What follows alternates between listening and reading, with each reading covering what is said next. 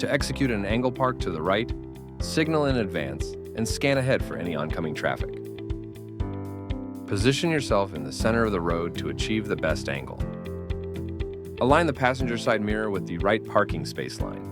Then, turn the wheel to the right just enough for the vehicle to achieve the same angle as the parking space lines. Once the vehicle is aligned, straighten your wheel and pull straight into the parking space. Always remember to cover the brake when entering and exiting a parking space. To exit, shift into reverse and slowly back up until your front bumper is aligned with the back bumper of the vehicle to your left. Then, turn your wheel to the right and exit the parking space.